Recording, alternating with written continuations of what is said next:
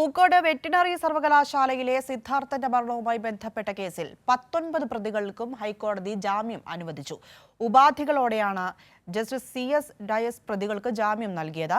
വിചാരണ പൂർത്തിയാകുന്നതുവരെ പ്രതികൾ സംസ്ഥാനം വിടരുത്, വയനാട് ജില്ലയിൽ പ്രവേശിക്കരുത് തുടങ്ങിയവയാണ് ഉപാധികൾ. പൂക്കോട് വെറ്റിനറി സർവകലാശാല വിദ്യാർത്ഥി സിദ്ധാർത്ഥന്റെ മരണവുമായി ബന്ധപ്പെട്ട കേസിൽ കഴിഞ്ഞ 2 മാസത്തിലേറെയായി റിമാൻഡിൽ കഴിയുന്ന മുഴുവൻ പ്രതികൾക്കും ജാമ്യം നൽകിക്കൊണ്ടുള്ള ഉത്തരവിലാണ് ഹൈക്കോടതിയുടെ സുപ്രധാന നിരീക്ഷണങ്ങൾ.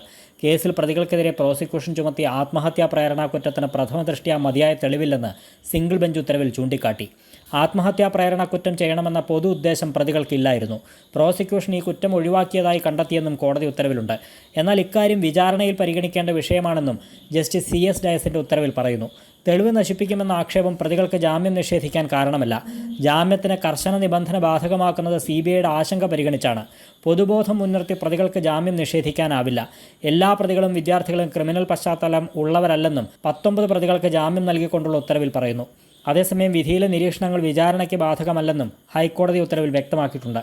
ഉപാധികളോടെയാണ് ജസ്റ്റിസ് CS ഡയസ് പ്രതികൾക്ക് ജാമ്യം നൽകിയത്. വിചാരണ പൂർത്തിയാകുന്നതുവരെ പ്രതികൾ സംസ്ഥാനം വിടരുത്, വയനാട് ജില്ലയിൽ പ്രവേശിക്കരുത്, പാസ്പോർട്ട് സറണ്ടർ ചെയ്യണം തുടങ്ങിയവയാണ് ഉപാധികൾ. പോലീസിൻ്റെയും CBIയുടെയും കേസ് ഡയറികൾ കോടതി നേരത്തെ പരിശോധിച്ചിരുന്നു. കൈരളി ന്യൂസ്, കൊച്ചി.